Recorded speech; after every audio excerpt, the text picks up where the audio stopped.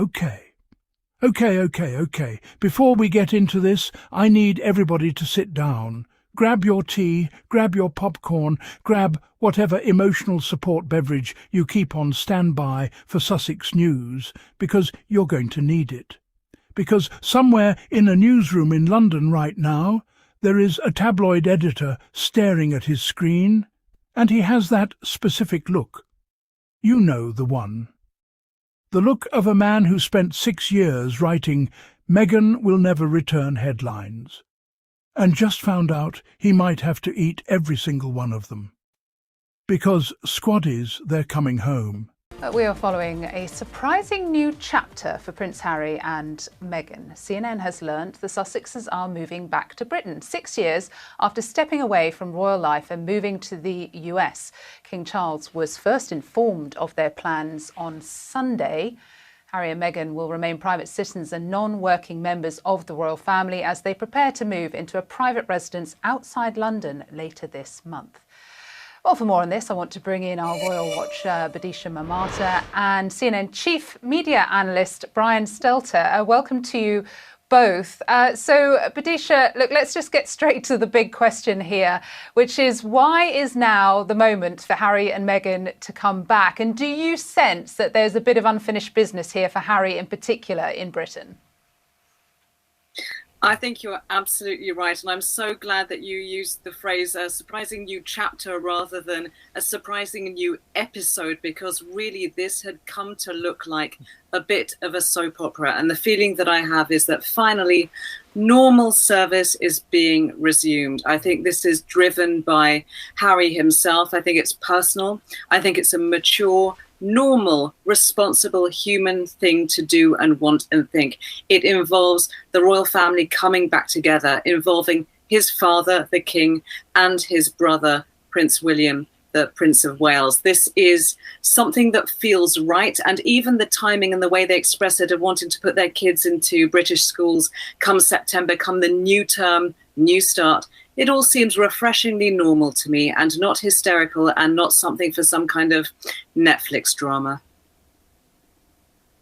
Yes, a promising new chapter. I mean, another big question being talked about here at the moment is that of security, because you'll know, Badisha, that Harry has repeatedly cited security concerns as a reason for staying away. So what may have changed here, do you think? Right. Well, given that this is a surprise announcement and that we didn't get an inkling of it before, clearly during the preceding months, they have been working out some kind of private or maybe not private, maybe governmental security arrangement. The fact that they feel secure enough to make this public statement right now makes me think that this has all been sorted, but nobody is going to get any of the details of that just yet. We know that the Prince and Meghan herself are very, very cautious about security. So I'm 100% sure that as parents, simply as parents, they wouldn't do anything to put their kids at risk. So I am so sure that a deal has been struck and that they are all happy with it, even if it's very expensive, even if it involves lots of different stakeholders. They have got this one to a level that they're now happy with, enough to make a gigantic move, a very, very big move in their family. Yeah, you're right. We're unlikely to know any of the details. And we actually heard the UK Prime Minister Andy Burnham this morning coming out and saying it was a private matter. Brian, to the children, to the family aspect here, I mean, Archie and Lilibet, Meghan and Harry's children, have been very much kept out of the spotlight up to now. What challenges do you foresee for them growing up in Britain, you know, given the intense media interest there is around this family, and something that Harry and William have been very honest about, the fact that they've struggled with a lot? Yeah, I really sympathize for what they're about to probably go through. I talked to Harry about this a number of years ago, about what that media scrutiny is like, especially when you have young children. It's something that many celebrities, of course, face, and many celebrities have different ways of dealing with. It may be harder to keep the children out of the proverbial picture in the UK in some ways for some reasons, but they've clearly had time, a lot of time, to think through this and make this choice. You know, some of the headlines today are about Meghan and Harry leaving Hollywood, and that is, in the US, the way it's being framed, right? The end of a Hollywood dream, the end of an attempt to build a Hollywood media empire. And they're far from the first family that has tried to move into LA, tried to build up something at a studio, and then had it turn out not to be maybe what they had hoped. You know, that Spotify deal ended a few years ago. The Netflix deal has had some questions. Netflix pulled out funding for the the As Ever brand that Meghan had. So there have been some signs that the Hollywood approach has been waning, or maybe hadn't been working out the way the couple wanted. It seems to me there's a relationship between that move and this move to the UK.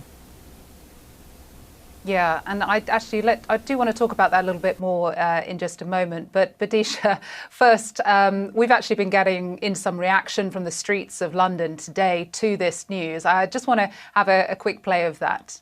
Let's listen. I'm not especially happy about it because they trashed the whole country numerous times, betrayed their family, betrayed his king, his father, went out to America, and now they're bored and now they want to come back. A bit surprised, but on the other hand, I can kind of see for him, probably feels a bit cast aside. So he's come back, and I guess the guy lost his mother, so cut him a break sort of thing. You know, I think they get a bad rap. Like, I think they're a beautiful couple, and, you know, they've done a lot of good work around the world. And I think, especially Meghan Markle, like, I don't know why everybody in the UK is always so, like, up in arms about her. Like, I think she's wonderful, you know? So I hope they have a good time when they come back and the press leaves them alone, quite frankly, you know, and they can just enjoy their life and raise their kids. Badisha, that's just a sort of sliver of the range of opinions here, and I do think it rather depends who you speak to in Britain about what broadsheet newspaper they might be reading on this. But how do you think, more broadly, the public are going to react to their return?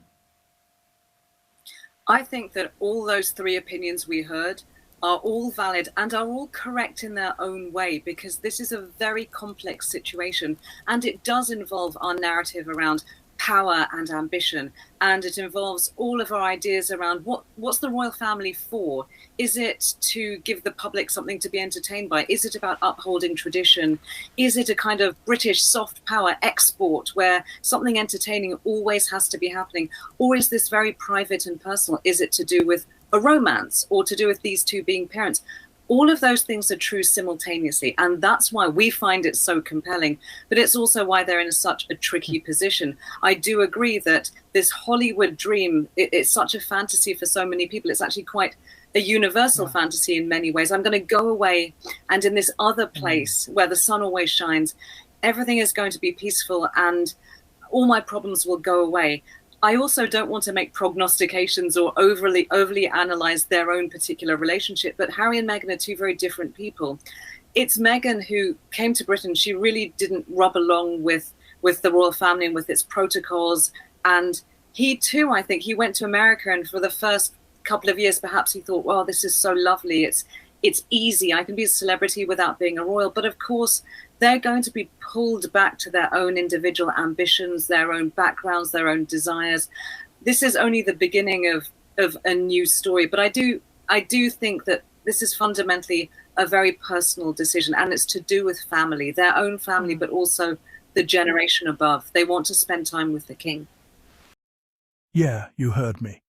After 6 years, 3 continents, 1 Netflix docuseries, 1 memoir that broke Waterstones, and roughly 4,000 articles diagnosing their marriage as on the rocks, Harry and Meghan are reportedly packing up the Montecito house and moving back to the UK. Let that sink in for a second, because for 6 years, the entire royal rota has built its entire business model, on the premise that these two would never ever come back. That was the story. That was the plot line. Sussex is bad, Sussex is gone, Sussex is never returning to good old Blighty, because apparently we all live in a Richard Curtis film where estrangement is permanent and redemption arcs don't exist. And now they're enrolling the kids in British schools for September. So today we're breaking down exactly what's being reported, why the timing is genuinely fascinating, how the firm is reacting behind the scenes, and obviously how certain corners of the British press are already trying to spin family reunites after health scare and reconciliation into something sinister. Because, of course, they are. Let's get into it. So here's what we actually know, according to CNN's own reporting, and confirmed by outlets from The Telegraph to NBC to half of Fleet Street, scrambling to catch up.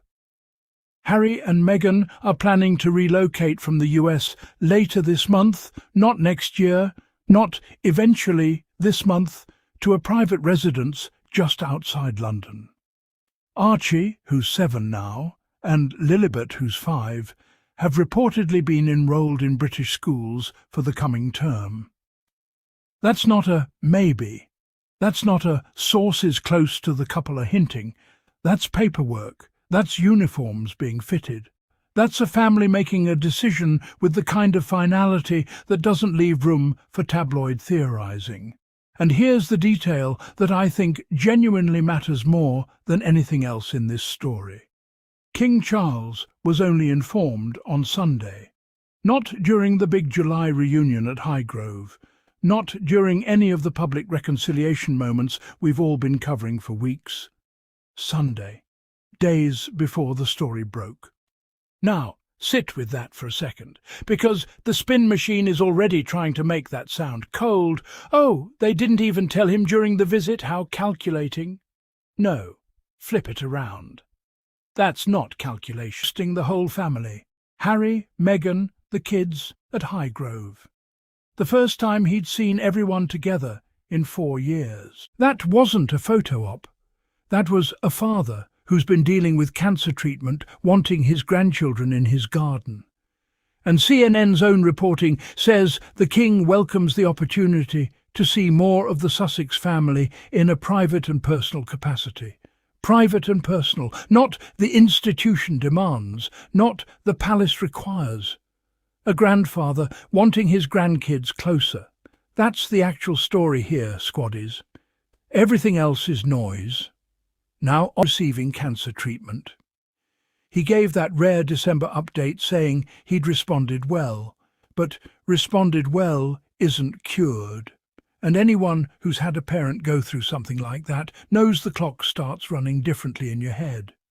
If my dad were sick, I wouldn't be doing the math on transatlantic flights for years. I'd want to be able to just show up, drive over, not plan a whole production around it. 2, the kids are getting older. Archie's 7, Lilibet's 5. This is exactly the age window where a lot of families start thinking hard about roots, about extended family relationships forming while they're young enough to actually stick, about grandparents not being a video call twice a month, but a person who shows up to the school play. 3, 8 hours in. Sometimes people just move home to be closer to family. It happens literally every day to literally normal people, and nobody writes 4,000 words wondering what their real motive is. All right, let's do the thing we always do here, because I promised you receipts, not just vibes. Let's steelman the skeptical take, because there is a version of skepticism that isn't unhinged tabloid nonsense. Fair questions people are actually asking. What happens with security? William and Catherine reportedly haven't commented. No statement, no quote, nothing. People are going to read into that silence, and look, with the brothers still estranged, some caution there is reasonable. Silence isn't automatically hostility. Sometimes silence is just 2 brothers who aren't at issuing joint statements yet, and that's okay. That's actually a pretty normal place for estranged siblings to be while their dad's going through something. So, yes, security is unresolved, the William relationship is unresolved, and anyone telling you this is all sunshine and a group hug at Sandringham by Christmas is getting ahead of the actual reporting.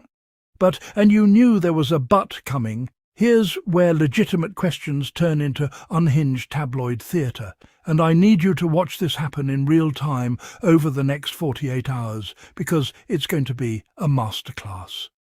Watch how fast unresolved security question becomes Harry is begging for protection and using his kids as leverage.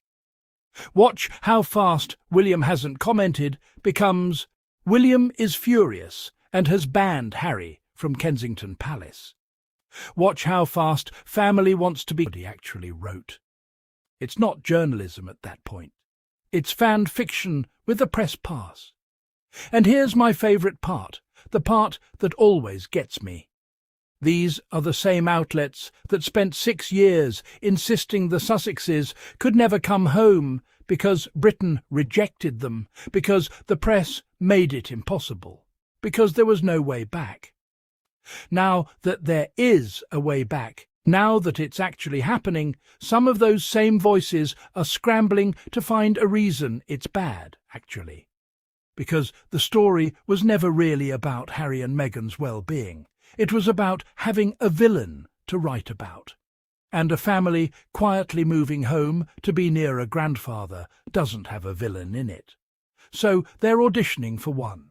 So strip away the noise, and here's what this story, at its core, actually is. A father who's unwell, wanting more time with his grandchildren. A son who spent years being told the door was shut, discovering this summer that it wasn't. 2 kids about to start school in a new country, which genuinely is going to be a huge adjustment for them. And I hope whatever corner of the press covers that treats 2 little kids starting year 3 in reception with the basic decency you'd extend to literally any other child. That last part isn't a throwaway line, by the way. Archie is 7. Lilibet is 5. They didn't ask to be born into any of this. Whatever your feelings on the institution, on the firm, on royal politics, those are 2 small kids about to walk into a new school in a new country. Probably nervous, probably excited, probably just wanting to make friends and find the good part of the playground. If the coverage over the next few weeks turns into anything other than welcome home, hope the kids settle in well, that's not royal. It's the one worth following closely rather than the manufactured drama around it. Watch whether William or Catherine put out any kind of statement, and watch how differently that gets covered depending on which paper you're reading. And watch, just watch, how many outlets manage to write about 2 kids starting school without somehow making it about a power struggle. I'll put money on it right now. By Friday, someone will have written that Lilibet's school choice is a snub to somebody. Somebody, doesn't matter who. There's always a snub in there somewhere if you squint hard in the story, underneath all the noise we're about to watch get piled on top of it. Now I want to hear from you. Down in the comments, what do you actually want to see happen once they're settled? A real sit-down between Harry and William? A joint appearance with the King? Or honestly, would you rather they just get to live quietly for once? No cameras, no narrative, just a normal family finding their feet in a new home? Tell me where your heart's at. If this video gave you the receipts you needed to shut down the nearest derangers in your group chat, and let's be honest, you know exactly who's about to need this, do me a favour and hit that like button. It genuinely helps this channel keep fighting the good fight. Subscribe if you're not already part of the family. Ring that bell so you don't miss the moment the next headline drops. Because, trust me, with this story, there will be a next headline within the week. Until then, stay sharp, stay sceptical of anyone selling you a villain where there's just a family trying to go home, and as always, Sussex strong till the end.